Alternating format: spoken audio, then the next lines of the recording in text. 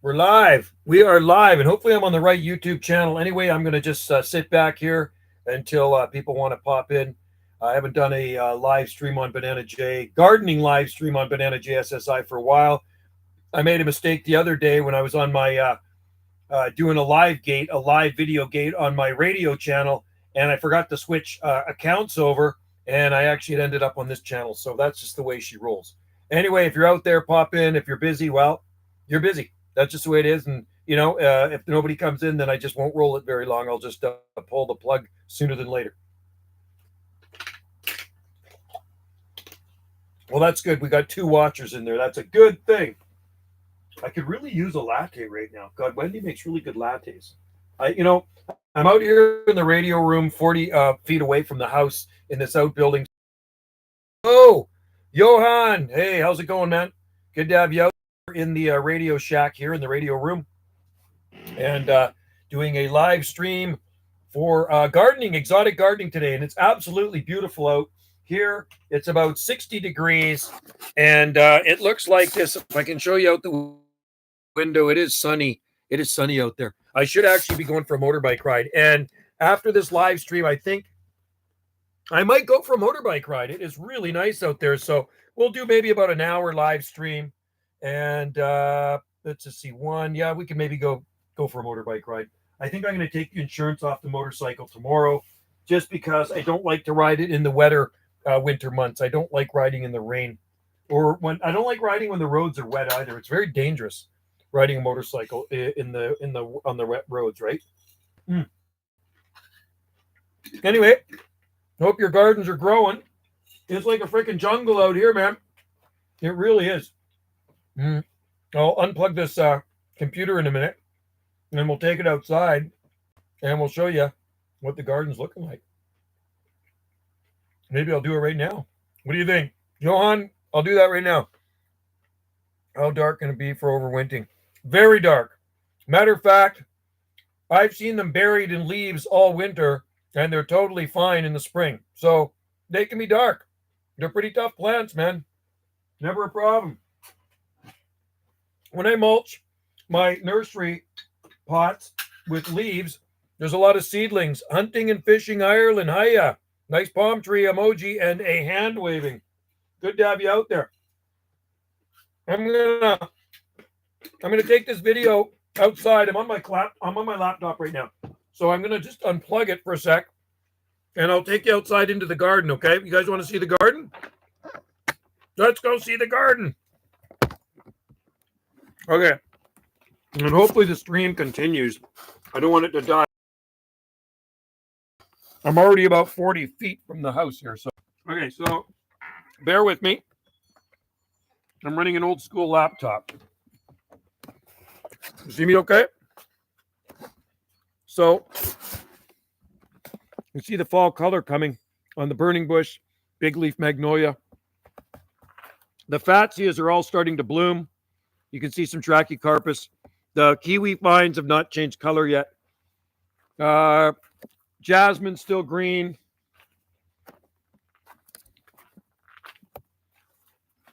So this is what it's looking like here. And you know what else is coming into bloom? Hydrangeas still blooming. I had we were in Port Renfrew the other day. The hydrangeas are amazing. This is a cool plant right here. This one's coming into bloom.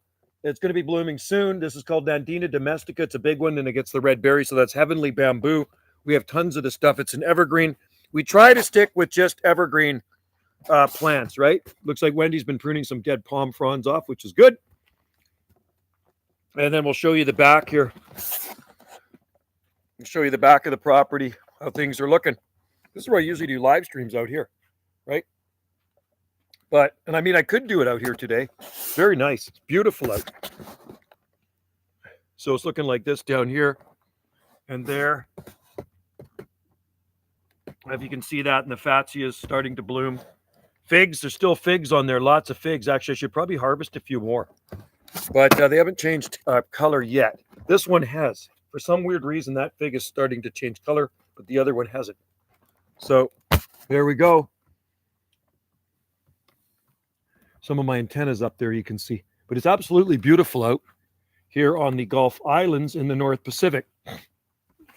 And we'll go over here. How warm is it? It's 15 degrees. Do you propagate fatsias? They self-seed here. We have their trees, man. Look at them. They're everywhere. We have fatsias everywhere. Look at these things.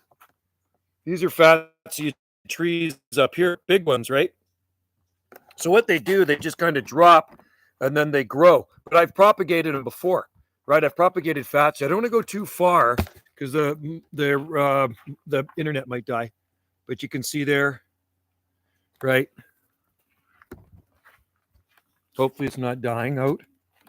But yeah, I'll tell you which one really sells seeds. There's a spider one we just planted a few weeks ago. That one right there. That's a beauty. I got 2 of those, 3 of those now. Spiderweb fatsia. And do you propagate fatsia? Yes, we do. This is a variegated one. Take this dead leaf out of here. Throw that in the garden, let it rot. That's variegated fatsia tree, and you can see the flowers coming on it up there. Lots of flowers on this one. These ones here self-seed like mad. So I pulled a bunch of them out of the ground, and you can see here's babies here. Baby fatsias here coming in this pot with the Acer glyceum. That's a paper bark maple. Are deer a problem for your plants? No, because we have a fence. We fenced our whole garden off. So, but they would be a problem if we didn't fence it. And you can see the seedlings coming up here too, right? See the palm seedlings? They come up in the gravel. They come up everywhere, right? So that's just Trachycarpus. These are Trachycarpus seedlings. They're all over the place. There's another one there. Another Trachycarpus seedling just come up in the gravel, right? So that's how they grow. But deer are a problem here, right? And there's one of my motorcycles. It wouldn't fit in the garage with my other one, so I had to cover it up, and I got it plugged in with a trickle charger on it. So anyway, here's one of my seed grown. That's a seed grown fatsia right there. I have a bunch of seed grown ones around the garden, right? They're absolutely beautiful. One of my favorite plants, and Wendy too. So, and they just look so tropical, right? Fatsia japonica. Arbutus trees. You can see the native arbutus trees here. You can see them up there. They're beautiful. Those look really tropical, like eucalyptus. Another one above me here. They're evergreen, and there's some really big ones there. Way up there. Those are arbutus, the native arbutus trees. We have a lot of them on our property, and they peel like eucalyptus. So yeah, if we didn't fence our property, the deer would be in here munching everything down. That's what they do. They munch everything that's got a price tag on it. They like to eat. That's the problem with deer. They're nice, but you don't want them in your garden. So I'm going to put this back in here. I'm in my radio room, and it's nice and cozy in here. I need warmer. So this is where I am. This is where I broadcast from, right? So it's a good place to do a live stream. There, we'll plug that back in. And let's just see. I have to find my my mouse. Bear with me, folks. Kind of unorganized here. There it is right there. Okay, we're set. Anyway, I just got home from work. And with that there, I just got home from work, and I told Palm Planet that I would do a live stream today. So, because he's asking, when am I going to do a live stream on Banana JSSI? And since I've been neglecting it, it's time to do one, right? So, it was this weekend. I do a lot of live gates, love gums and eucalyptus. Yeah, we have a lot of eucalyptus trees in our garden. Lots, many different varieties. Those self-seed too. Hey, Joe, Palmy pal, we're here. We did it. I started a little earlier, but that's okay. Because if I finish early, I'm going to go for a motorcycle ride. It's beautiful out. It's sunny. It's about 60 degrees right now. So a good day for a motorcycle ride, but also a good day for a live stream and a good day to eat some snacks. Like I said, I just got home from work. I work Tuesday to Thursday, 6 till noon. That's my retirement job, right? It's good. Good gig.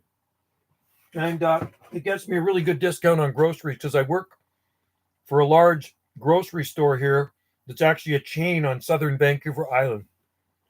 It's about beautiful. Let me a bike. Yeah, motorcycles are fun. I have 2 motorcycles. I have a couple of really nice Harley Davidsons, and I love riding them, man. I like riding my bikes.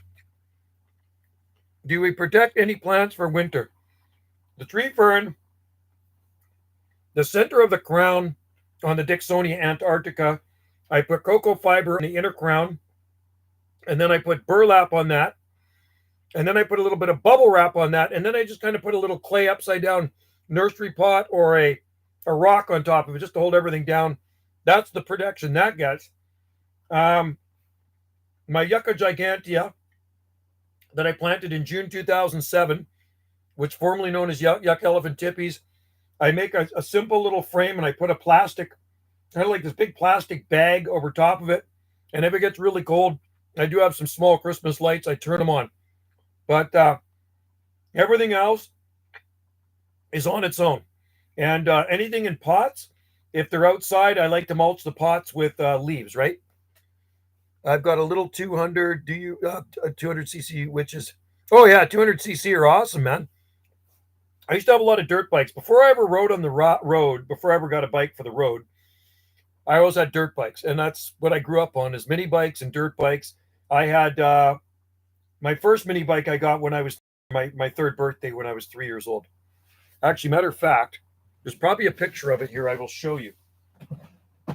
I'll show you some of the bikes. I've grown up with motorcycles because my dad always had motorcycles. And my dad used to have a motorcycle shop in Vancouver when I was a kid, right back in the 60s. So this one here, this is 1978. That is a DS100 Suzuki. That's me back in the day. That's a DS100.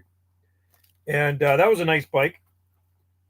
And then in 79, I bought a PE 175. There's one of my other bikes. That's a PE 175 Suzuki. And I'll show you some of these guys here. We had a lot of bikes, man. A lot of bikes. We used to go riding up into the mountains a lot, up in the logging roads. I'll show you a picture of the bike when I got it when it was brand new. Oh, here's another one I have. That's a PE 250. There's my PE 250 Suzuki right there, which was a nice bike. And then there's my this one here I'm on. This is like 1977. That there is a Suzuki TS75, and that was my friend's Honda 100, and that was a little Harley Davidson 75cc or something like that, or 60cc. Gotta wait till I move and get a real bike. Too busy around here. That's okay. You got lots of time. You're young. Yeah, there's a Z50. These old 50s. My sister on her little mini bike back in the day. It's back in the 70s, right? There's my Suzuki TS75. I love riding motorcycles. That's what it looked like from the side.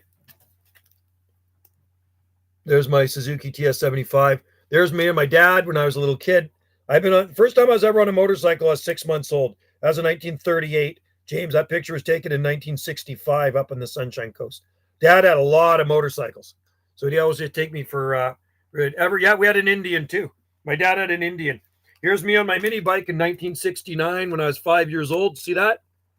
I was 5 years old, and there's my little mini bike. I got that for my third birthday. That's when I learned to ride a mini bike. I'll show you.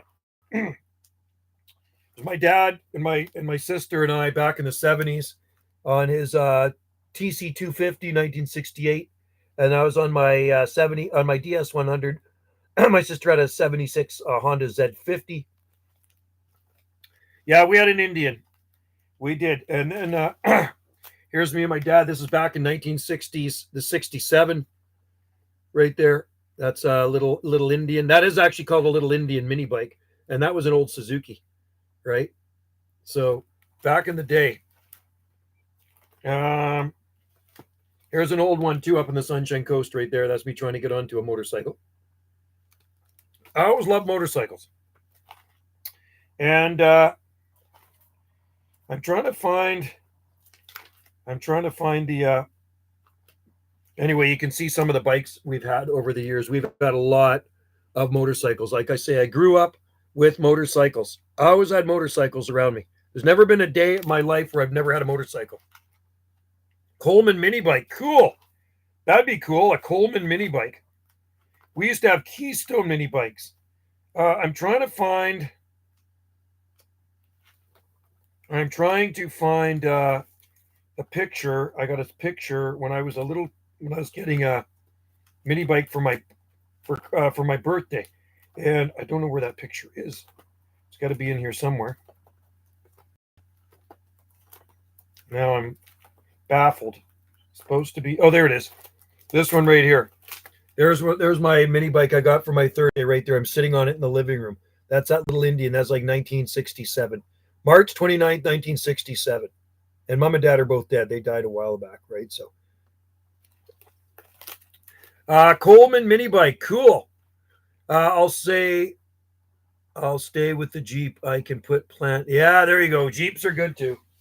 Jeeps are good too. Well, I got a truck, right? I have a little truck, and I love my little truck because, I don't think I'll ever get rid of it. Last time I got rid of a truck, I was kicking myself because I used to go to the nursery and I could pick stuff up with my truck, or if I needed some soil or whatever, just things for the garden. It's a real pain just having a car sometimes because, and I've done it. I've stuffed the car to the max with plants and things, and people look at you like you're crazy. So I ended up getting another truck in summer of 2013. I bought a little Mazda B2300 a 2010. I love it. I love my little truck. Easy on gas. It's good. And Jeeps are awesome too. 4-wheel drive, and you can still put stuff in the back. And a lot of times you can actually take the top off of them too. Like on a nice day, you can take the top off, cruise around, soak up the sun. We rent them. We've rented them once or twice when we've been in Hawaii, man, and they're awesome. Are all my sales online? No, no, no, no, no. No, no. We have a nursery here, so people come to our house. People come to my nursery here on Salt Spring and they buy. No, very little sales online. Most of my stuff is like the big stuff is here. I only sell seedlings online and seed. That's it. No big stuff. I used to ship bigger ones, but it's a pain in the butt. So I don't ship any big palms online. Everything is at the nursery here. So Trachycarpus. Hey, can I talk to you for a minute? Come here. I got to talk to you for a minute. There's my wife. You know what I'm dying, and I saw you drinking one, a latte. This is my wife. She makes awesome lattes. I'm just saying, my beautiful wife makes awesome latte. I'm doing a live stream. She's going into her gallery.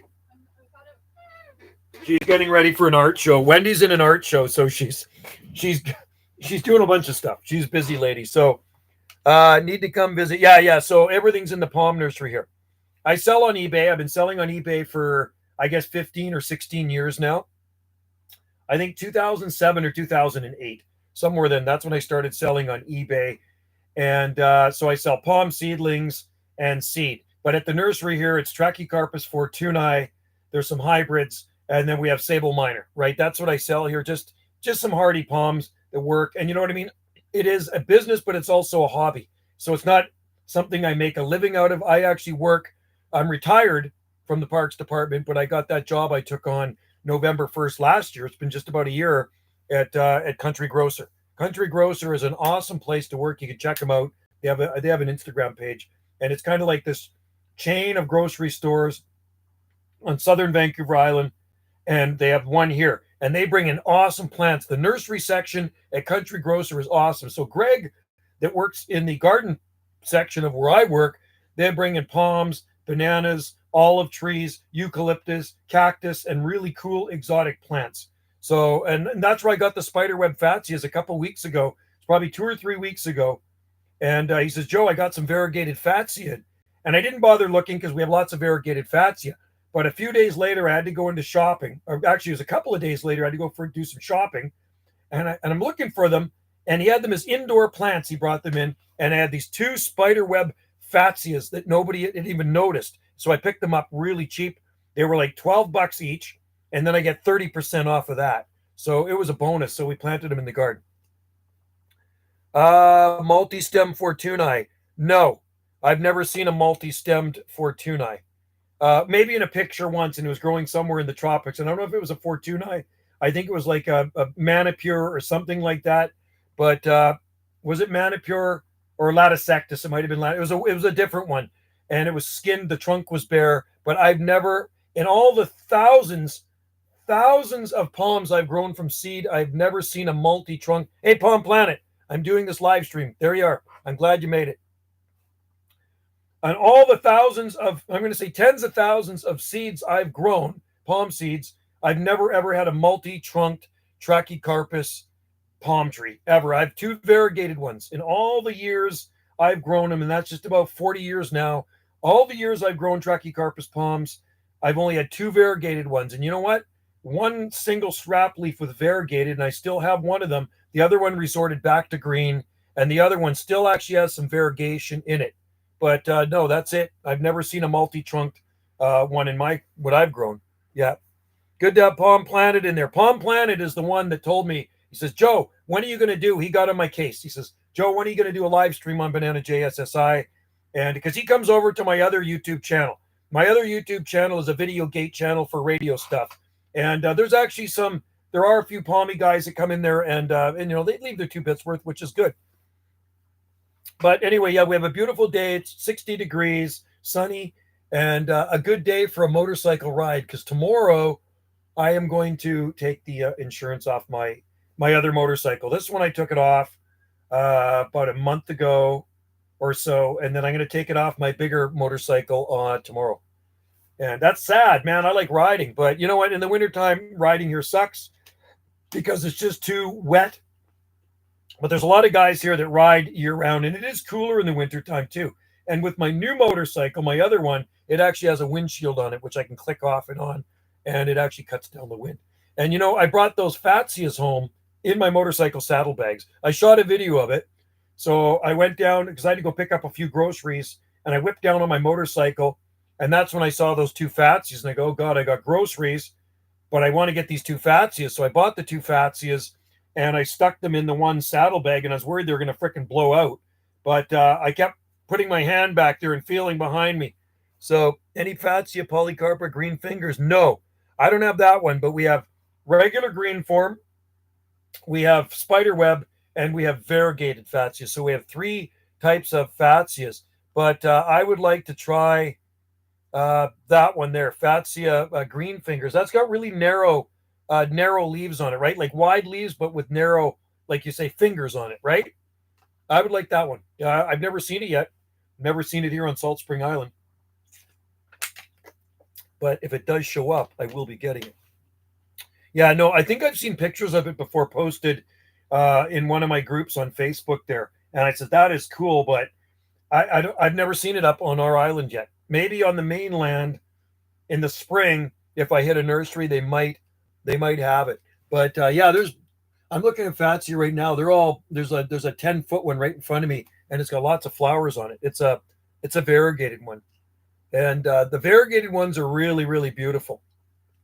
I like them. And you know what else is doing good here is the Schefflera Taiwaniana. If you want a really tropical looking plant for your temperate garden, Schefflera Taiwaniana and Schefflera delavii are very, very beautiful BLEs, broadleaf evergreens that work in the temperate zone. So if you want to create that real jungle look, you mass plant your Trachycarpus palms. Never have enough Trachycarpus palms. If you're in a hot summer climate like Palm Planet, put lots of sable minors in there, get some needle palms in there, and maybe even some other types of sables. Because Palm Planet's got that extra bit of heat in Washington, D.C.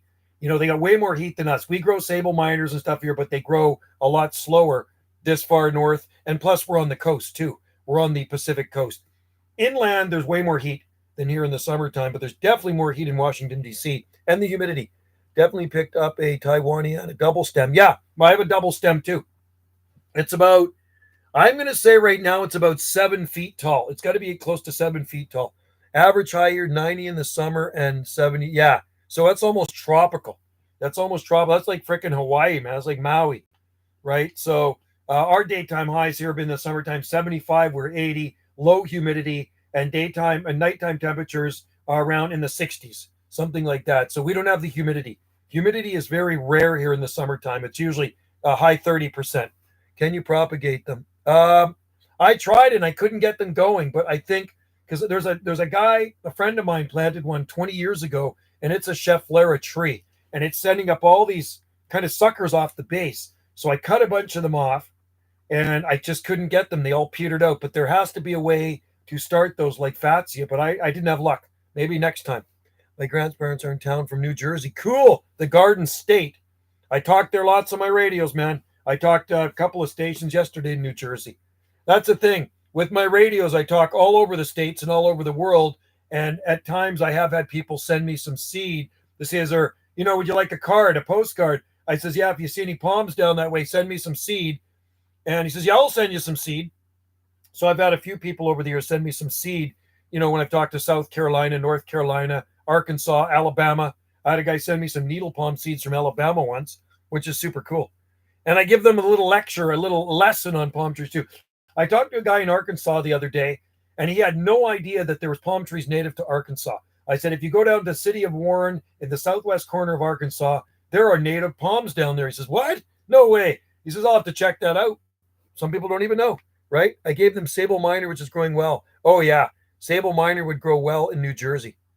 I have videos of sable minor needle and trachys in their area, and they would grow well there. I've seen palms growing in New Jersey in our Hardy Palm International Journal years ago. They grow in Delaware too.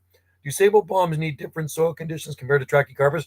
I think they like a heavier soil, right? Palm planet, they could probably take maybe more clay composition, just a heavier and even wetter soil. They like moisture too, I find. Sable minor love moisture. I can't water them enough in the greenhouse, right? But you know what? In my greenhouse, the sable minors, I flood water those things. They absolutely love it. But the trachycarpus I call swampsonii are growing in a very wet area too, and they love the water. Yeah, they can take it a bit more even and sandier soil too. I think that's like the Ceranopans. The saw palmetto can grow in sandier soil. Now, Austin Lovingston, and my friend in Arkansas, has a very nice saw palmetto growing in his garden. I know it took a hit a couple of winters ago and it kind of froze back, but then it all came back again. I think it killed all of his Trachycarpus wagnerianus died. I don't know if his Fortunae might have died too, but his sable minor, and I don't know if he's got needle palm, but his saw palmetto took a kicking and came back. I actually grew trachys from seed from Long Branch, New Jersey. Trachys are out. Wow, cool. So those are tough ones. And that's probably what, is that a zone 7B there? 8A? Sable miners grow in the swamps, pine savanna, so definitely sandy and wet. Yes, they like the moisture. I have a saw palmetto, one in a pot.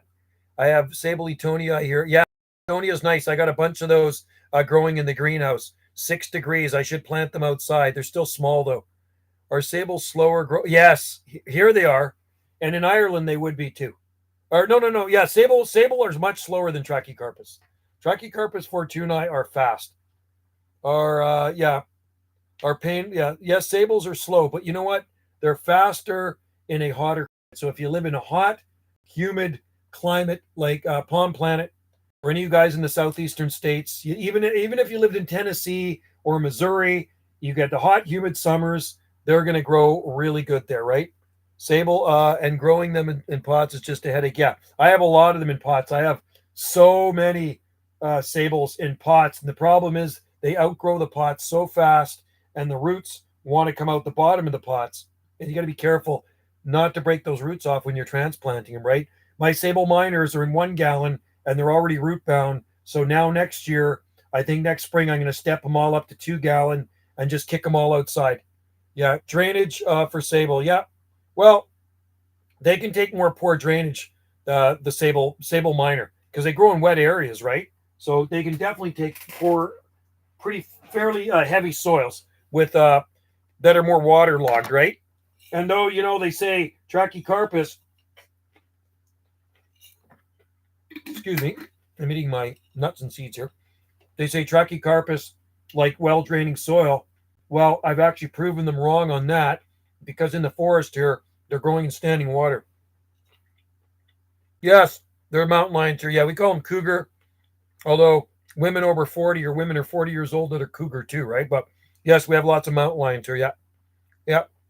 Mountain lions, sometimes there's bear that come over, swim over through the narrow channel between Vancouver Island. Bigfoot, every so often a Bigfoot will come over here. I haven't seen any Bigfoot here though, but I've seen things in the forest that are strange. And what else do we have? Raccoons, mink, lizards, snakes, deer, tons of deer, rabbits, and there are sometimes elk. Sometimes the odd elk will swim over. I have sable seedlings for a few years, and they're just now putting out their first split fronds. Wow, Palmy Pal. Slow. Yes, cougars here around 2 a.m. in the bars. When the bar gets out, that's when you got to watch those 2-legged cougars. So when I worked for the parks department, if there was a cougar spotted in any of the parks, I had to post notices on the side of the signs, like on the signs in the parks, cougar spotted, warning, cougar spotted in this area. I remember putting up a sign one time, cougar spotted. Somebody said, four-legged ones or two-legged ones? I says, well, there's a lot of two-legged ones here, but you can usually hear those ones sneaking up on you because they wear costume jewelry and you can hear it rattling, right? The two-legged ones are more dangerous than the four-legged ones. We call them panthers here. Panthers. I said to my wife, Wendy, she's 63, and she's a nice-looking gal. She's beauty, right? And I said, you're beyond cougar now, man. You're like a leopard or something like that, right?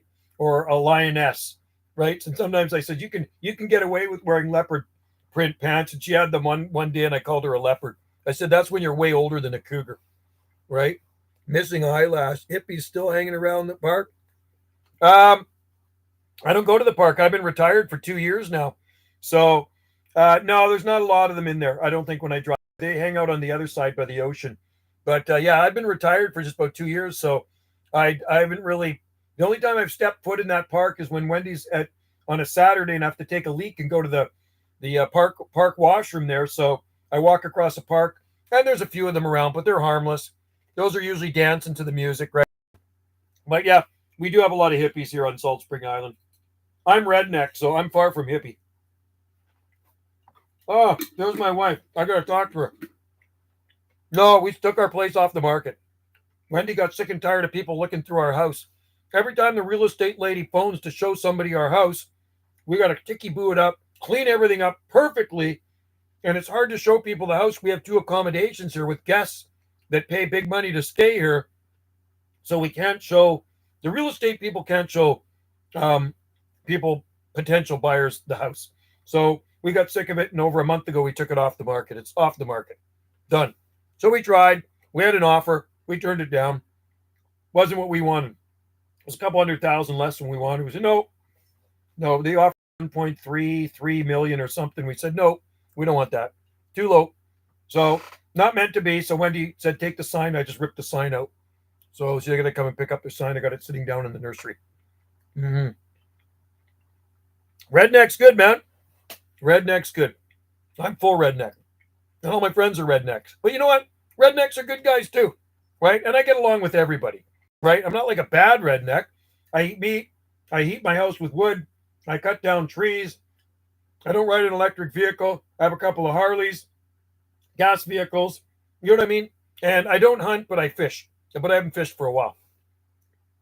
So there's nothing wrong with rednecks. So there are a lot of them on our hang, and most of the rednecks here are loggers and farmers. Wendy is counting. There's Miss T. What's going on out there?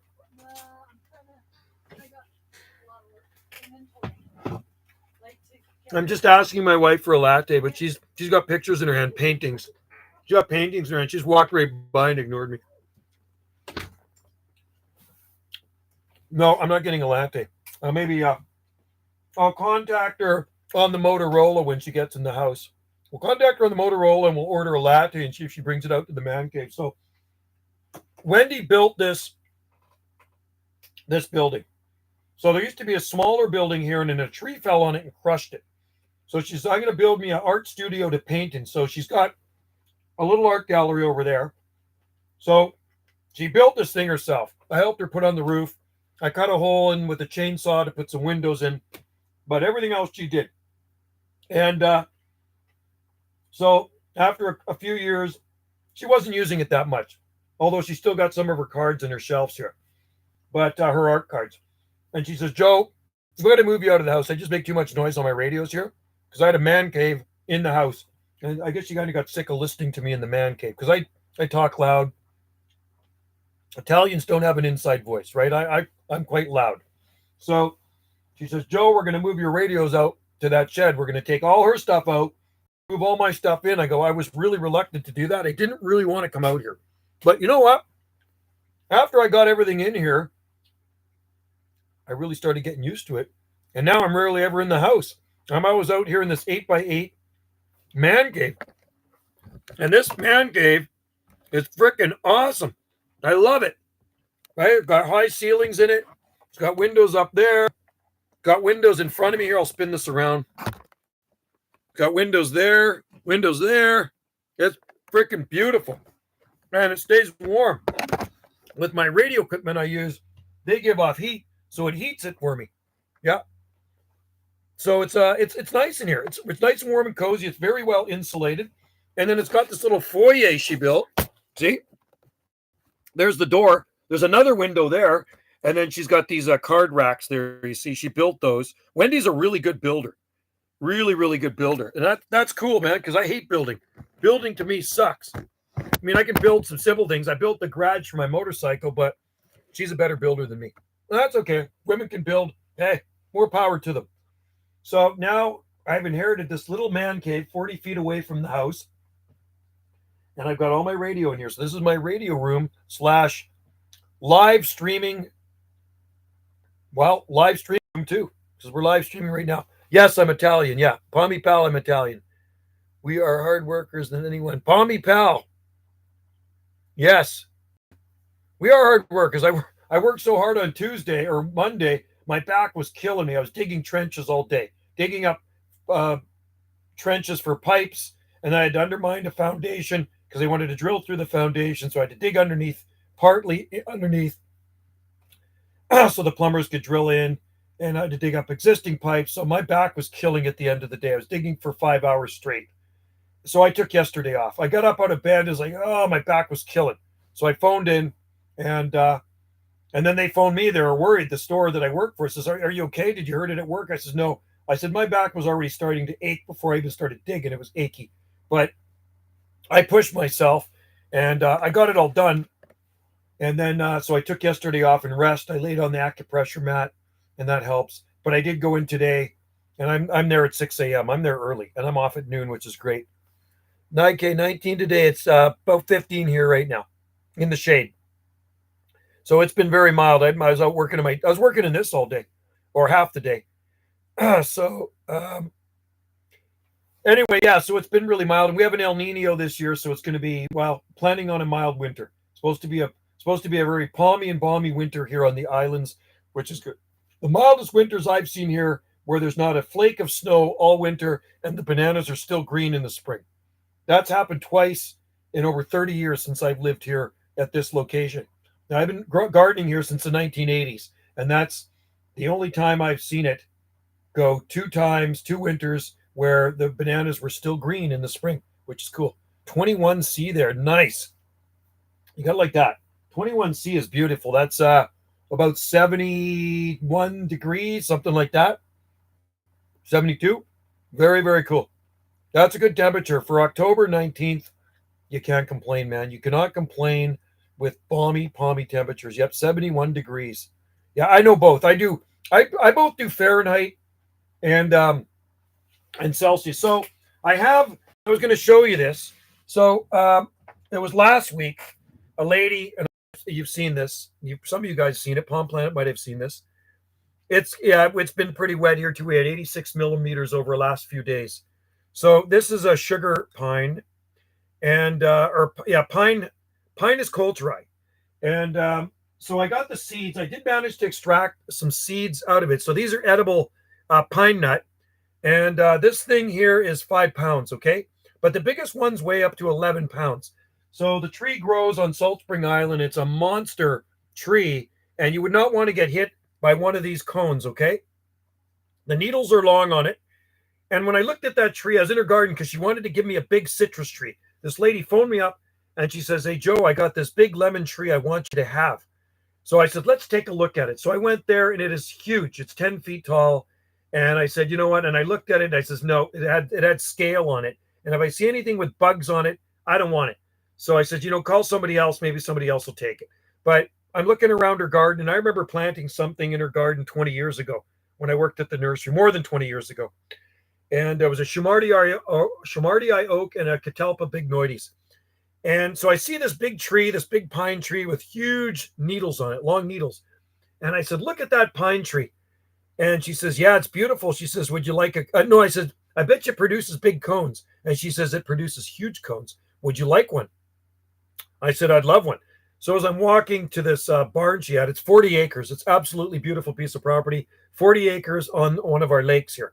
And I see all of these cones laid out on this bench. And some were bigger than this, but I said, that's a nice one. I really like the shape of it. It's quite prickly, quite pointy, but it's heavy. That's a 5-pound cone. And you know what? There might still be some seeds in it. If I take this flashlight, and I got to figure out how to propagate. You know what? I think most of the seeds. Oh, let's see. Yeah, most of the seeds I think are gone. Birds or squirrels might have eaten the seeds. So I managed to get 5 seeds out of this pine nut, Pinus culturi, and I'm going to grow them, right? And I've had chilled pine nut soup before, but that isn't that crazy? You imagine getting freaking hit in the head with that thing? It'd be like getting hit with a coconut, but worse. Because if you survived, you'd be all cut up because this is really sharp. But on the and then another tree she had in her garden, which was really cool. She had a bunch of walnuts. She had this one that produced these massive walnuts. Massive walnuts. Look at these things. These are big walnuts, and they're really, really good. Best walnuts I've ever eaten. So I'm going to try propagating if I don't eat them first. She also had some persimmon trees in her yard, big persimmon trees loaded with fruit. So as I was eating this fruit off the persimmon trees, and she says, I don't really like those trees. I think I'm going to get them cut down. I says, what? You're going to cut them down? And she says, yeah, I don't really like the taste of the fruit. I says, I love persimmons, but they're too big for me to dig out. They're big trees. And hunting and fishing Ireland, I love pines too. We have 3, 4, I think we have 4 or 5 pine trees in our yard. We have Korean. We had a ponderosa. We had it cut down. It was getting too big. Is it Korean? No, Austrian and mountain. And then I have a shorter needle one. Oh, I have a bristlecone. I think it might be bristlecone. And then we have native pines. We have some native pines in our garden here that I planted here. The native pines on our island only grow at higher elevations. They're called shore pine. So some guy gave me one years ago, probably 25 years ago. I planted it. It's tall. It's 30.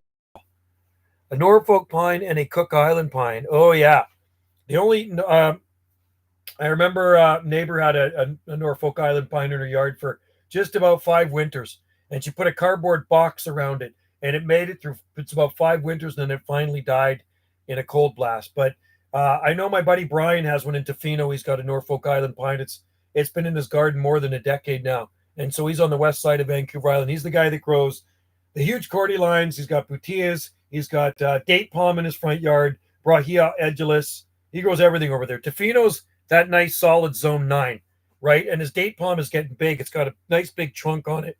So maybe it'll reach maturity where he lives over on the far west coast in Tofino, which is just over a 3-hour drive northwest of our island. Once you get off of our island, yeah, it's about a 3-hour and 15-minute drive. It's 200. Wintertime, it's really mild, it's wet, but Ucluelet, same thing.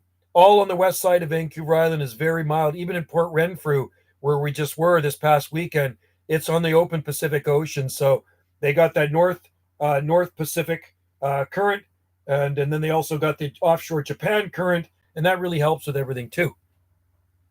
In Scott's Japanese umbrella. Oh, Sciadipides. Japanese umbrella pine actually isn't a true pine. Sciadipides is nice. And, I grew that at my last location on the mainland, and it's probably a freaking huge tree now. But the biggest one I've ever seen is at Royal Jubilee Hospital in Victoria. I'm going to say it's probably 30 or 40 feet tall. It's absolutely beautiful because they don't grow very fast. But yes, Palm Planet is one of the milder growing areas in all of Canada. I don't know if it's the mildest. It might be the mildest. I mean, by the looks of it, when you cruise around Tofino, if you ever get a chance, visit Tofino. You'll die. The cordylines are huge. They're everywhere. They're trees. They are trees. And there's lots of trackies, but there's more cordylines in Tofino than there are palms. But there are some big old palm trees. The oldest palm tree I know of in Tofino was planted in 1948, and it's growing at this guy Ken Gibson's parents' place, planted in 48, and it's taller than it's way up over the old Victorian house. Huge. I really want to visit Tofino. Yeah, Vancouver too. I mean, go to the west end of Vancouver and see all the palms, and you should one day. Anyway, we've had people from all over the world visit here, and a lot of people don't even know about Salt Spring. It's funny. I talked to a guy in Arizona yesterday. He was on my live stream. He says, "What do you do up there? It looks really boring." It's like, trust me, I'm never bored on this island. There's 11,000 people on Salt Spring. It's not like there's nothing to do on Salt Spring Island. There's lots of restaurants. There's like 300 B&Bs, tons of art galleries. There's community halls. There's always something going on here. There's 11 lakes. There's hiking. There's mountains, valleys. There's vineyards. There's olives. There's fig farms. There's cheese farm. You name it, and we have it here. We have everything on this island. We could actually break away from communist Canada, which I call it communist Canada now, and become our own country. We have our own flag. We have our own currency. And you've seen the currency, and you know we have our own flag. Actually, here's a 5 too. I got a 5. There's the $1 banknote, Salt Spring Island. See, Salt Spring Island. There's our island there, right? And then there's the back of the money right there. And they always put like a person from history on there. That's the guy. Harry Bullock was the first guy to have a car on our island. And then Matilda Harris Nakana, she was one of the Hawaiian settlers. She's buried on the south end. So she was a Hawaiian. And that's the $2, and that's on the back of it. And the newer one, actually, the newer one has a different design on it. There's Sylvia Stark, one of the first black settlers that came from the States. Stark Road is named after them. We have Stark Road, and that's a $5 bill. I don't have any of the other ones, but it goes up to a $100 bill, and it's got the orcas on the back. So, yeah, we have our own currency here that is at par with the Canadian dollar and can only be used on Salt Spring Island. How about that, eh? So if we do ever separate, we have our own currency. Vancouver looks pretty cool. There's lots to do. Does it get as busy there as it does around here? Outer Banks, it gets really busy here. Tourist season is absolutely crazy here. I absolutely hate going to town in tourist season, but you know what? That's why I ride my motorcycle, because it's impossible to get parking in town after probably about maybe 8:30. 8:30, 9 o'clock. Good luck getting a parking spot in Ganges. Ganges is our village, okay? We're not incorporated. We're unincorporated. We're not a municipality. We're not a city. We don't even have a town. It's a village. And we have one in the south end of our island, too, called Fulford Village. And so, yeah, tourist season starts basically, I mean, there's tourists here year-round, but full-blown tourist season starts in the long weekend in May, and it goes till probably just about, I'm going to say just past to Labor Day, something like that, where it's crazy busy. And because we have the Saturday market every Saturday, and then there's art tours, there's galleries all over the island, so there's always a gallery tour right through the busy season. And then there's vineyard tours, there's Salt Spring Island tours, whale watching. There's lots of stuff that goes on here. And then there's fishing charters. We have fishing charters here that'll take you out to catch some salmon or whatever you want to do, right? So there's always stuff to do. So do I ever come across a cougar in the forest? You know what? I've never, ever seen a cougar in my life. I've never, ever seen a real cougar in my life. I've seen footprints.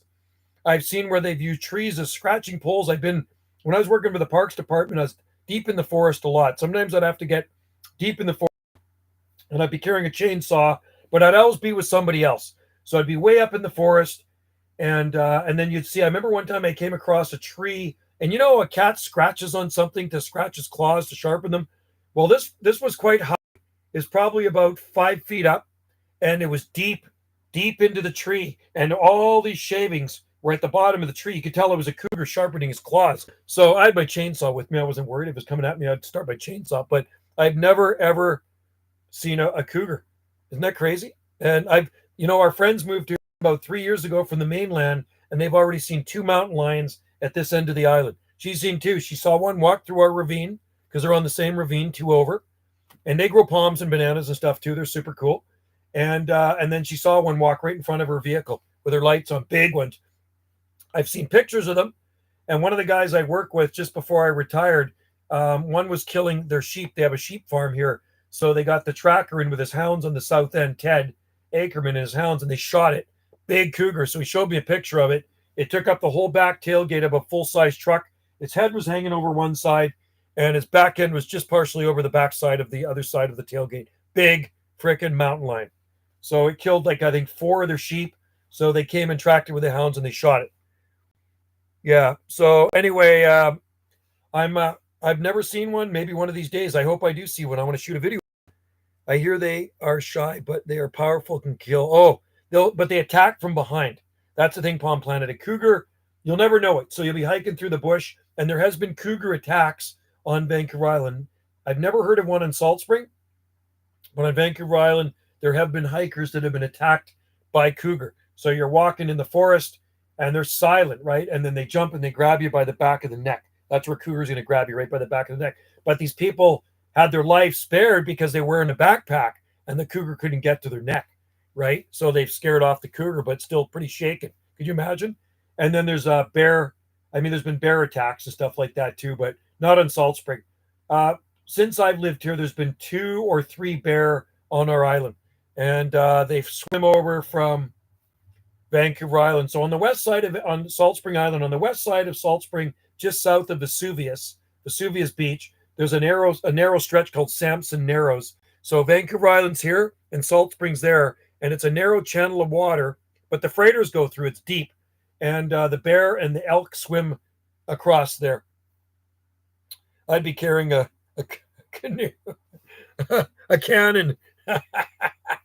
Yeah, we're not allowed to open carry here, unfortunately, because if I was allowed to open carry with a gun, I would open carry. I'd be packing one in the bush. There's no doubt about it. You know what I mean? You just never know if you're going to run into something like that, but I never have. I think it's rare. I see lots of owls around, but I don't see any dangerous things. Deer, I see every single day. There's so many deer on this island. Every single day I see deer, especially when I'm driving to work in the morning. They come out and they'll jump right in front of your vehicle. And those bloody deer, I mean, deer are beautiful, but you do not want them in your garden. And somebody asked me that, Hunting and Fishing Ireland asked me if we have deer problem here in the garden. Well, when I got together with Wendy and I have been together about 12 years, just about 12 years. First thing we did is fence everything off, fence the whole garden off. She says, we're going to fence it, because I got sick and tired of going out into the garden and seeing more plants destroyed by the deer. And if you don't fence your garden here, man, I mean, it's really heartbreaking to see a camellia fully budded up and ready to open up flowers, and then you go out there one day and all the flower buds are all eaten off, or your roses. They don't eat palms, though. They never eat my palms. So, that's right. Didn't Canada pass all the new? Yeah, it's like, I mean, I have guns. I have guns. You're allowed to have guns here, but that Trudeau dictator guy got rid of the. And if you already have them, you can have them. If you have handguns and you got your RPAL, you can still have them. You don't have to get rid of them. But they made it where you can't buy any more handguns. So there's thousands of handguns in Canada that are legally owned, but the stores like the gun shop, Cabela's and that, do not sell handguns anymore, right? That's the way it works. So, you know, he's a nutcase. I don't want to get into politics. I really don't. But, I mean, you could kill somebody with a freaking ballpoint pen. You could stab somebody. I mean, you know, you could go into a nightclub with a couple of knives and just start jabbing people. And so he's worried about guns. There's not a lot of gun killings in Canada, really, but he thinks he's saving the country by banning handguns. The guys that have the handguns are actually legal owners. They go take a course. They know how to use them. They got safety locks on them. You know what I mean? So, I mean, I don't know what he's up to. He's up to no good, that guy. The deer nibble on my palm seedling. Do they really? Those buggers. You know what? I'm going to say, out of all the hundreds or thousands of palm trees I got growing down in the forest there's a couple, maybe 2, where they have bites taken out of the leaves. You know, and a lot of times it's a young deer. And young deer, Bambis, could be bumper Bambi. If you hit them, we call them bumper Bambi. They will sample things. So, rule of thumb, they don't really like daffodils, but young deer will try daffodils. My school was on a lockdown last spring because someone had a gun. No way. Yeah, that just doesn't happen here. I've never heard of it. Gotta love tyrannical government. He is a tyrant. I hate his guts, man. I absolutely hate his guts. I wish the worst to happen to him. I don't hate anybody except him, and I hate all the buddies that are in his cabinet too. I don't like Joe Biden either. So I call them dumb and dumber. I don't know which one is dumber. I think that guy's got Alzheimer's or he's got dementia, and Trudeau's just a fool. You know what I mean? I'm glad I live here on this island far away from it, because I really don't notice any of the stuff if I watch the news, and I try not to. I don't watch TV news, but stuff pops up here on the internet, and I look at some of the stuff that's going on. It's like, It's like I'm a million miles away from that crap, living on these Gulf Islands, because you don't really see, like, there's a lot of people that think the same way I do here. They just done with the BS. Um, yeah, Biden is a puppet. Biden's a puppet. Trudeau's a puppet. They get paid big bucks. I just couldn't do that. I couldn't do that. I want the country to be as free as possible. Freedom, I believe in freedom. You know what I mean? And just, you're smart to stay out of politics. Stay out of politics, man. It just gets me worked up. And I've never been into politics before this guy became leader. I could give a rat's, you know what. I rather not talk about politics. Not good for my blood pressure. We're here to talk about exotic plants. And you know what I'm looking at right now? And this is a plant you guys should try. It's a tree. It's about 15 foot tall, growing in front of me. It's a Eucryphia tree. Oh, no, sorry. That's a Pittosporum tree. Eucryphia grows here too. Stay in the garden. Exactly. So, do you guys know what Pittosporum is? We grow a couple of different types of Pittosporum in our garden. We have two variegated Pittosporum. We have a green Pittosporum. They get beautiful, fragrant flowers on them. And that one there is a tree, and it gets these little black flowers on it. So try looking up Pittosporum. Pittosporum is one you want to try in your garden. Palm tree. Love palm trees. Love them. Sounds like an inspection. Sounds like an infection. Yeah. So does Trachycarpus or Dicksonia antarctica. The Dicksonia palm, Dicksonia tree fern is absolutely loving this weather. It just loves the cooler, damp weather. Now we have a system coming in over our coast. They've changed the name. They call it an atmospheric river. It's a Pineapple Express. It's coming from the Hawaiian Islands. So it's the remnants of some typhoon in the South Pacific. But what we get is the leftover. We get the rain. We're going to get some wind, but we're going to get the rain. So more heavy rains are coming. What are my favorites? Focusing on drop. Apparently there is a Dicksonia on Long Island. They mulch. Really? Is that right? Wow, cool. Dicksonia, New York. Very, very cool. What are my favorites? Well, I like palms. I love monkey puzzles. I've always loved monkey puzzle trees. We have many in our garden. And palm trees. Palm trees are my absolute favorite plant, though. I just absolutely love palm trees. And I like fan palms better than feather palms. Did you know that?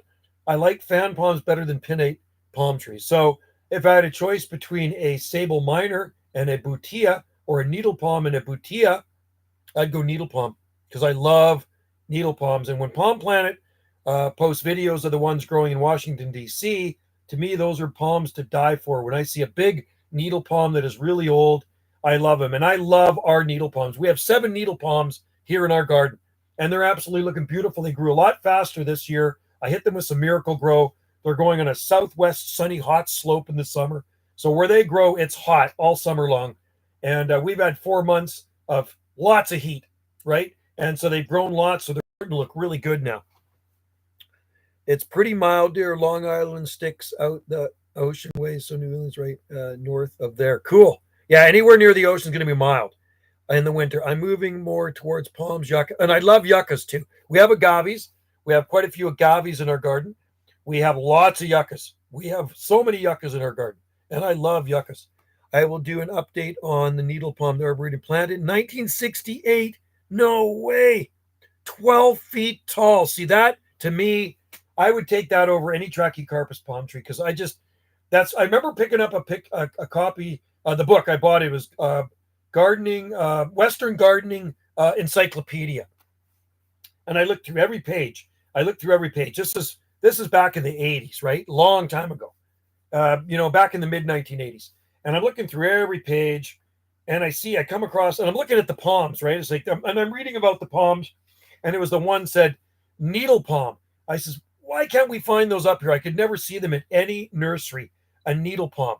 And finally, the Palm Society brought some in, and I got the first one about probably 20 years ago. I think it was 2003. And a buddy of mine got it for me I'm in the Palm Society, so he got it for me. They brought an order in, and I still have it in the garden. Never grown very fast, got a pretty fat trunk on it. But to see a 12-foot tall needle palm that's 10 feet wide, see, that to me is amazing. I love it, because they're pretty slow growers, and they're beautiful palms too, just even though they got those wicked needles on them. But I just love them. and they're the hardiest palm. So you got to give them some credit, right? They are the most cold tolerant palm tree. I call them kings of the frost beaters. So if I had a 10-foot needle, if that's all I could grow was needle palms and sable minors, I'd be quite happy. But yeah, we can grow the arborescent tree size Trachycarpus palms, but they're everywhere. You know what? They're so common. I appreciate palms, but I don't go, ooh, yeah, look at that palm tree. I don't freak out when I see a palm tree now. But years ago, when I'd see a palm tree that was that tall, I'd be, oh my God, look at that palm. But you know what? They're everywhere. There's so many palm trees around here. It's not even funny. So when you drive down my road, first of all, you come to my place, went in our place, you would have to stop when you're on the, because we're on a main road, but it's quiet up here. You're going to notice the palm trees. You'll see lots of palms. They're all over the place. Even out on the boulevard, I got them. And then you drive down the road a little bit farther. You'll see one on the left-hand side that I planted years ago for a neighbor. She's moved away. Then on the right-hand side, there's two huge ones in front of a log house. Then there's another one. And then it keeps going and going and going. And then once you get down to Central at the four-way stop, there's Central Hall. And then there's the Fire Hall. I planted two in front of the Fire Hall 20 years ago, and they're getting big now. They're getting really big. And there's a bunch growing in front of Central Hall, the movie theater I planted there too. But the California live oak I planted there 25 years ago, it was a little seedling like this, and it was with a Trachycarpus. So the Trachycarpus palm is growing under this live oak. But the live oak tree is big now. It's huge. And there's a eucalyptus there. And I planted some palms in there too and some nandina. Totally neglected, but they're doing well. There's also Sable Birmingham there that's starting trunk, and it's getting 10 feet. Sable Birmingham in Washington. That's freaking awesome. There's a needle palm in local grower's yard, 60 years old, 10 feet wide. See, that is awesome. That to me, that I'd love to see in Washington. I love stuff like that.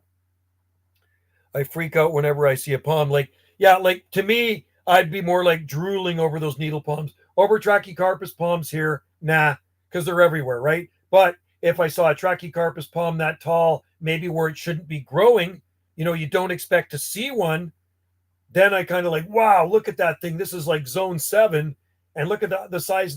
So where I used to live in zone 8A, zone 8B, the last 2 winters, the palms took a real crap kicking. It got really cold out there in December. So on the main drag in where I used to live, there's an olive garden.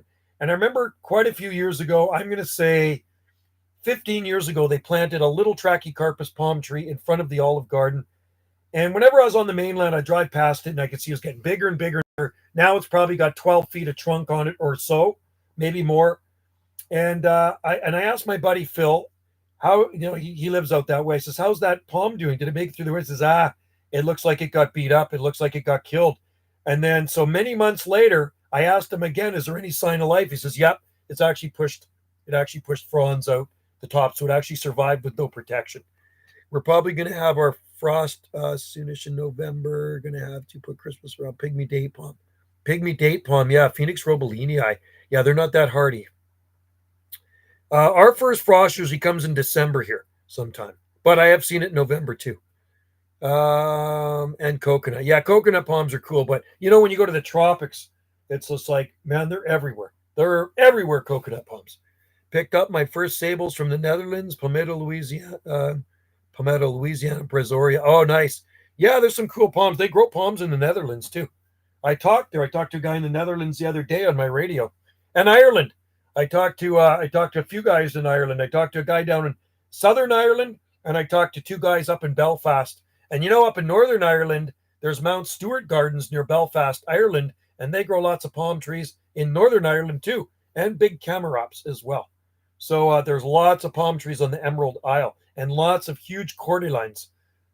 Ireland is a mild climate. A lot of people don't realize, even though they're at a higher latitude, they are very mild. The country of Ireland is very mild, and there are amazing plants that can be grown in Ireland. Now, my wife, Wendy, is Irish-Scottish, and she's been to Ireland, and she says it's very rolly hills and green and just lush, just absolutely beautiful. The tallest trachea I have filmed here is 30 feet tall, and it's a survivor, 30 feet tall. See, I know that one. I've seen it in your videos, and that is big, very big. The tallest ones I know around here are 40 foot. There's lots of big ones in Vancouver. I have videos of them. In South Vancouver, There's some 40-foot ones in a guy's front yard and then across the street that he planted decades in the 60s. He planted them in the 1960s, and they're about 40 feet tall. And then there's that one that I spotted up on Savory Island. It's about 120 miles north of here or so. And there's that 40-foot fully skirted one growing on Savory Island in Desolation Sound. And a friend of mine has property up there, and she took a picture for me years ago, and she said, "Hey, Joe, there's a palm tree up here." Well, there's more than one palm tree that because I took e-bikes. We rented e-bikes, me and my palmy friend Phil, Foodie Phil, and he's in the Palm Society. And we rode around Savory Island. And when you're on a bicycle or you're in a car and you're a palm nut, you're always looking for palms, right? Palmy Pal and Palm Planet, isn't that the truth? Whenever you're driving around, aren't you always looking for palms? Like if you go down a neighborhood you haven't been down before, or sometimes you just like to try out a new neighborhood, that's what I look for. I'm looking at the gardens. I'm looking for palms. And so anyway, on Savory Island, there's that 40-foot fully skirted Trachycarpus fortunei. And I always have an eye for palm trees. Like, when you're a palm nut like us, you can pick out spot palms that nobody would ever see. It's like you spot this palm tree in someone's garden. It's like, how the hell did you even see that? Right. And that's the way I am too. I'll be driving along and say, "Hey, did you see that palm tree?" I never saw it. Some people just don't notice them at all. Right. Do you have any nanas? I've grown lots from seed over the years and sold them, and I don't have any in the garden. And the ones I did have dried out in the summer. I'd had some small ones, but I've grown lots from seed I got from Rare Palm Seeds years ago, back in the 90s. And it's exciting when I find a new palm. Yes, Palm Planet, I agree. It is exciting. It is always exciting, especially if you see something you don't expect. So when I went to Tofino and I see the Phoenix canariensis growing in Brian's garden, he's a Palm Society member, and he would love it. If Palm Planet, if you ever visited Tofino, you go visit Brian and you tell him you're friends with me, Banana Joe, on Salt Spring Island, and he would gladly give you a garden tour. Say, "I'm visiting from Washington, D.C. I'm a palm nut, and I've heard all about your garden from my friend Joe on Salt Spring, and he's got some of my tikis in his garden too. And he's got big butias. He might have needle palm. He's got jubea, tree ferns, and he's got the beautiful brahia edulis and a gorgeous date palm in his front yard. Tons of palm trees all over the place. The garden front and back are palms, and huge camarops too. Yeah, there's a massive unprotected camarops growing in the courtyard in New Jersey near Philadelphia. Wow, that's impressive. That's impressive because that's got to be Zone 8A in there, I bet, huh? At least. Wow. That's very, very cool. We have a lot of camarops here in our garden. We actually have some nice ones on our island. Grace Point, there's some big ones. And then in a private garden down on Old Scott Road, there's that one that's more than 10 feet wide, and it's got to be 8 feet high. It's big. It was planted, I think it was planted in 94, 95, somewhere around there. So it's a big camarops. It's beautiful. Multi-trunk. There's actually two of them in that garden, and the other one's really big too. It's huge. And it's growing closer to the ocean side. And then there's a big sable miner in there too. The trunk on it's probably, I'm going to say the trunk on it's about this big on the sable miner. It was planted in 1997, so 26 years ago, brought up from the States. And in Rehoboth, Delaware. Wow. Rehoboth. I never pronounced that properly, but I know the place and I've seen the palms growing there.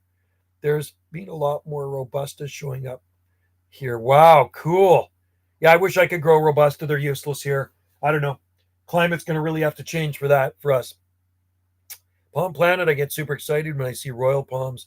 Yeah, see, so I'm sure I spotted a coconut palm in California. Last time I was there was August 2008, and we took the tour bus from Anaheim, and one day we went down to Pacific Coast Plaza in Costa Mesa, and then I didn't see any coconuts then, but we're cruising to Beverly Hills, I'm sure I spotted a coconut palm sticking up over the fence in someone's backyard.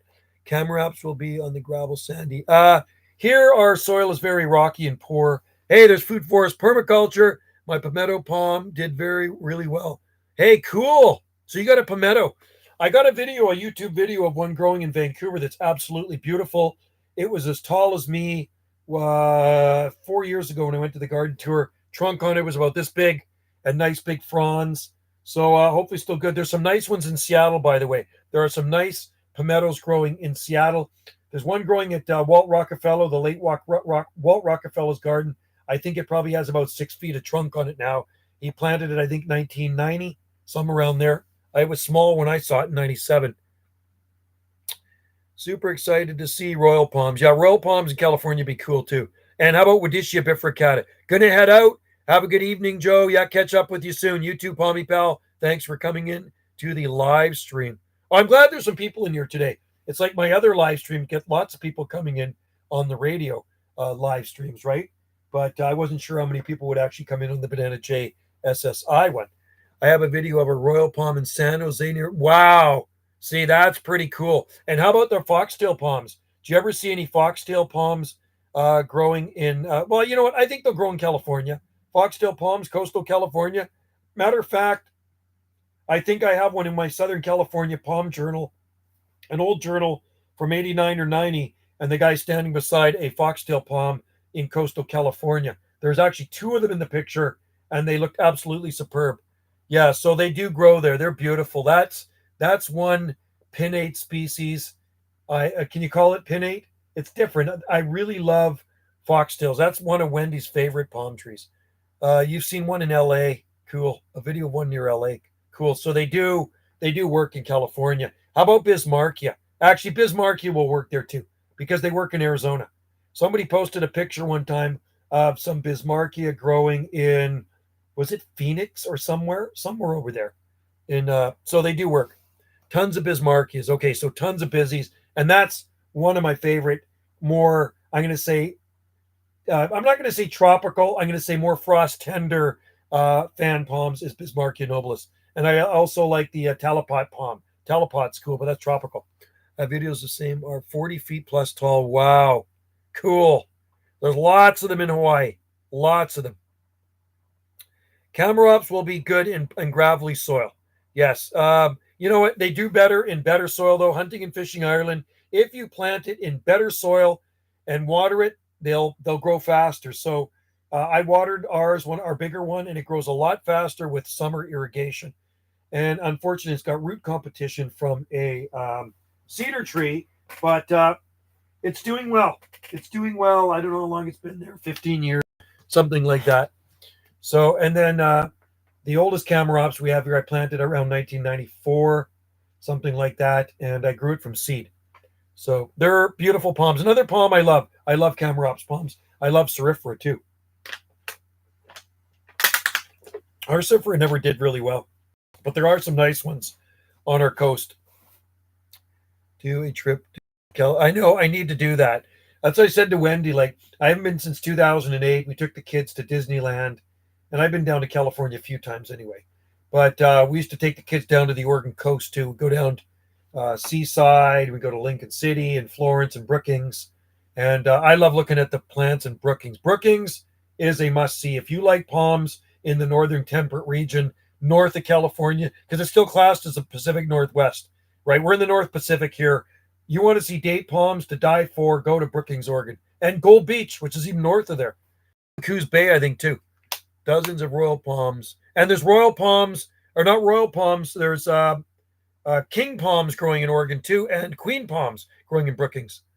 Yeah, I'm applying some colleges in California, Maine, the West Coast next year. Cool, that's cool. California be the place to live, man. Sun is out and need to get back to cutting down. Okay, have a good one. Food forest permaculture. Cut it short here pretty soon too, because you know what? I think I really want to go for a motorcycle ride. Let me just stick my head out the window here.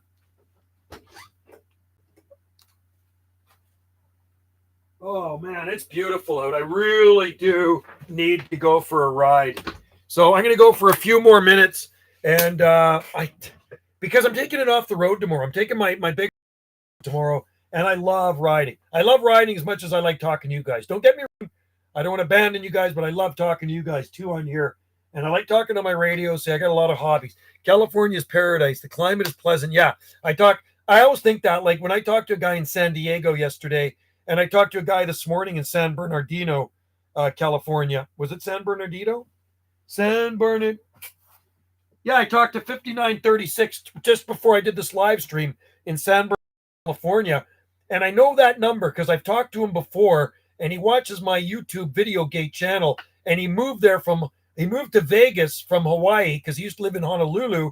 and now he lives in Vegas, but he's driving to San Bernardino. He was in San Bernardino, California, and I talked to him in his vehicle. And I think there's lots of palm trees in San Bernardino, California. Anyway, nice chatting with you, hunting and fishing. Always good to have you guys in there.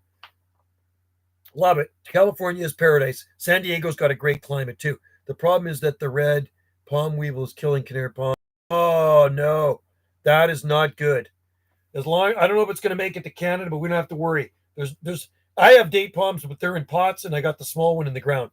Sorry, the South American palm weevil. That's nasty. That is nasty, man. That's sad. Do I see clouds? Or I just have to check the weather out there. I just want to make sure there's no clouds in town. Hang on.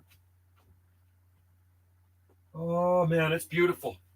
I probably could go for a ride, guys. I have to cut her short soon. I have to cut her short and get on my riding gear and go for my last ride. I probably won't even make it to Santa Barbara. There are mountains that will stop them from. Oh, they won't make it to Santa Barbara. That's like here too. Like there's no pests or diseases that bother Trachycarpus palm trees here. Nothing. Zero. We don't have any palm pests. Thank God. Yeah, generally our exotic garden is pest free. We have banana slugs that cruise around and they'll eat up hostas and the native banana slug. I don't really care about those things. It's the black slugs and the brown slugs, the introduced ones that are nasty. But it may start killing palms. Yeah, that would be sad. That would be sad. BH, hey, how's it going, man? Good to have you in there. Good to have everybody in there. I have family in Portugal and almost, oh, no way. I talked there on the weekend. I talked to a guy in Portugal. You go out to Isle of Madeira, it's almost like subtropical out there. My daughter went to Portugal, God, probably about 5 or 7 years ago, and she loved it. She was living in England at the time, and Sammy, we call her, went over to Portugal for a few weeks, stayed in my friend's townhouse there. I got a friend here that's Portuguese that owns a townhouse there, and he rents it dirt cheap. So she stayed in his townhouse for a few weeks. It was really nice. Portugal is cheap, right? Have you offers? No, we took it off the market over a month ago. It's not on the market. We're not selling anymore. Done. We're sick and tired of people looking through our house looky-loos. So no, we're not selling. It's not meant to be. It's meant to be that we stay here by the looks of it. Portugal's amazing, kind of similar. Exactly. Same with Italy too. Southern Italy, where my family's from, Reggio Calabria, on the toe of the boot, looking at Sicily. Lots of palms down there too. They're right on the Mediterranean Sea in a town called Ardori, Reggio Calabria, di Calabria, right? So Ardori, look up that. You want to see some nice palm trees? You look up this town, Ardori, in Italy. There's lots of palms in Ardori. Yeah, you look around there. I mean, there's lots of palm trees in southern Italy, and they are actually looking right at Sicily. That's the only thing separating this little channel of water there. So much cheaper than the U.S. Oh, way cheaper. Yeah. It's expensive here too. Salt Spring Island, Canada is a freaking ripoff, man. That's why I had to get this job working at the grocery store maintenance till I get my 30% off groceries, right? I mean, it's expensive buying groceries here. So I'm very fortunate to get such a good grocery discount. We went shopping yesterday after I got off. I wasn't working yesterday. I took the day off because of my back, but went shopping in the evening. And so you buy your groceries, and then I put my special card in, and it says, you save this, $60. $60. Sometimes we save more than we spend. It's crazy. That's a problem. I want to move to California, but it is very expensive. California is expensive. How about the Oregon coast, or is it too wet up there for you? Try Brookings, man. I want to, Eureka's too. Yeah, Eureka would be cool. I got a friend that lives in Eureka, and there's some amazing palm trees in Eureka. They grow everything there. My friend Matt, and I haven't heard from Matt for a long time, an exotic gardener, and he'd be posting me pictures all the time of the beautiful old date palms there. 100 years old. Eureka's amazing. Crescent City, there's some big ones too. I love the rain, the coastal rainforest. Yeah. Yeah, well, that's what it's like up here in the wintertime. I don't know, Salt Spring Island's more Mediterranean-like, but you want to see rainforest, you go to the coast of Vancouver Island. But we do get our fair share of rain in the winter months here. We get about 3 feet annually, 36 inches of rain annually here. That's counting snow, everything. Precipitation, about 36 inches annually. But it's drier on the outer Gulf Islands in here. So we're in the shadow, but they're more in the rain shadow. So, you know what? We have to have rain to keep things green and keep things alive. And it's good for the aquifer. We're on a well, so we get 40 inches here, but distributed across the year. See, our summers are so dry, it's absolutely annoying. That's the only thing I hate about our summers here, Palm Planet. It's too dry, and the garden actually suffers. The only time we really lose plants here is in the summertime. They die from drought, lack of water, can't get them watered enough, and we rip out more plants and then replace them with plants that do well. We look around the garden, and when you say, okay, that's a winner, that's a loser, give it the boot, and then we replace the dead one with something, or the dying one with something that's going to do well, right? So lavenders, rosemaries, Fatsia japonica, absolutely love it here. Fatsia japonica. What else? Maples. She's got a bunch of Japanese maples, and bamboo, and pittosporums, and kiwi does well, and ferns. We have lots of evergreen ferns. So lots of cool stuff in the garden here. And palms, of course, right? No shortage of palms. I'd love to move to Arizona and grow palms, but the problem is it's, yeah, I wouldn't want to. I don't like the summer heat there. It's just too hot. And we have B&H, lots of lavender, rosemary, Santolina, Senecio grayi, southern hemisphere plants. You know what does really well here too is a butylon. The butylon, vidifolium, and then we have another one too. And I was in the garden the other day getting that pine cone. She had a big butylon bush in front of her house. Coastal California is absolutely beautiful. Northern coastal California. I've never been to San Francisco, but I really want to go there, and because they grow everything in San Francisco. You're going to get some fog in the summer, just like the west coast of Vancouver Island. You get beach fog that comes in, and we don't get that here. We get that more in the wintertime, but in the summertime, you get fog over on the west coast of Vancouver Island. It just rolls in like a blanket, and it covers everything up, and the plants love that. Fuchsias, prime growing area for some really cool plants. You can grow bougainvillea in San Francisco. San Francisco is a choice climate. If you want to grow some, you could literally grow a jungle garden there, man. It would be awesome. And it'll never get as hot as California, but like Los Angeles is going to get hotter, right? Or inland, sorry, Palm Springs, Palm Desert. San Francisco is that really nice climate. Mm-hmm. I was there a few months ago, 70, sunny downtown, a couple of miles away. Bridge was 60. Yeah.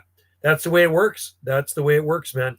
Yeah, even here too on the coast, on the Vancouver Island. Get to the coast in the summer, foggy, and then you move in a little bit. But the fog comes in at night, and then it leaves in the morning by about 10 o'clock. So the daytime sunny. It's not foggy all day on Vancouver Island this summer. Anyway, guys, I'm going to get out of here soon. I got to go for a ride. I got to take advantage of the sun. We've been invited for dinner. Oh, I'm going to go to Banana Hal's tonight, the saloon. So I'm going to shoot a video of his banana plants, and I'll give you guys an update on Hal and Michelle's bananas. It is a freaking jungle there.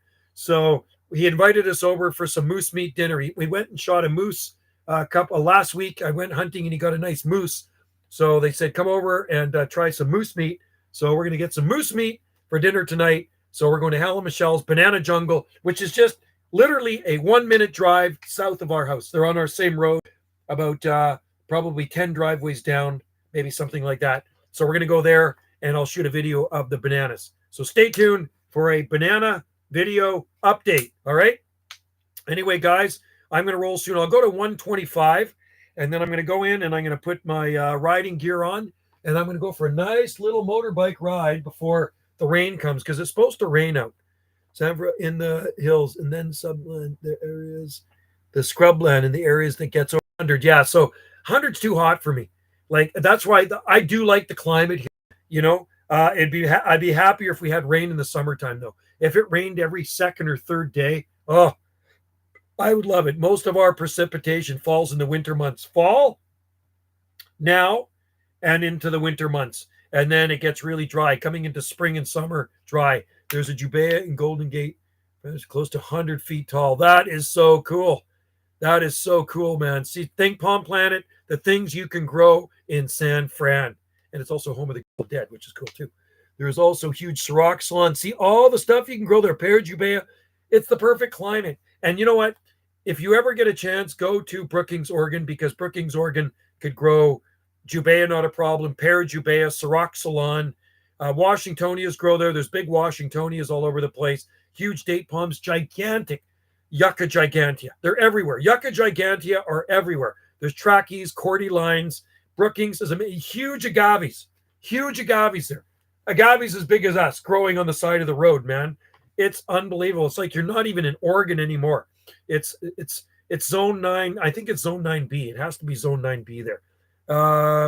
There's a pygmy date palm. It wouldn't surprise me. I've seen Ciagris, perfect Ciagris, and there's also a king palm. Somebody posted a picture of a beautiful king palm there. There's beautiful Norfolk Island pine. You'll see those as well. So, and you know what? Kencha would work in Brookings, not a problem. I mean, they rarely get frost. So if you ever get a chance and you're in the Northern California coast, buddy, go to Brookings and go to Gold Beach. Go up the coast. The Oregon coast is absolutely breathtaking. Florence, there's a lot of palms and huge acacia trees, and they got the sand dunes there. You rent these dune buggies and you boot around out in the sand dunes. Awesome. Love it, man. Love it. All right. I have Kenchas, but they got to come in the winter.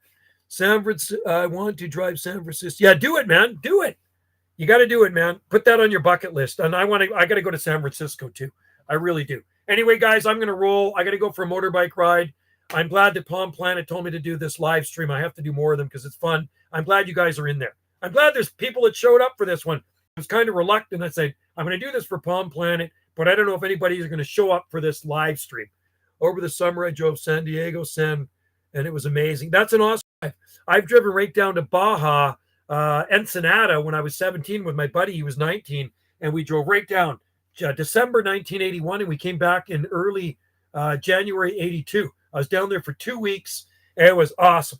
Loved it. Anyway, Palm Planet, cheers and aloha to you guys, and I'm going to do another one. Set your notification bell, and maybe that'll come up on there, and you'll see when I do another live stream. Or I can tell you on my other YouTube channel.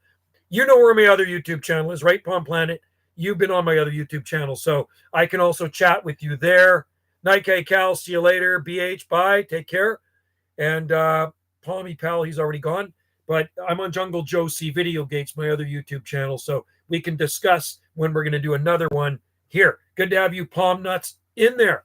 Love you, palm nuts. All right, have a good day out there, and keep planting your palms, because I always say plant a palm, you can't grow wrong, right? That's always been my motto. Plant a palm, you can't grow wrong, right? And I always say to a gardener, a $5 hole for a $1 plant, because it all stems from the roots. All right, cheers, man, and have a good day out there. Enjoy the sun. Take advantage of it. Right? Take advantage, because the days are going to start getting shorter. Bye for now. See you later, guys.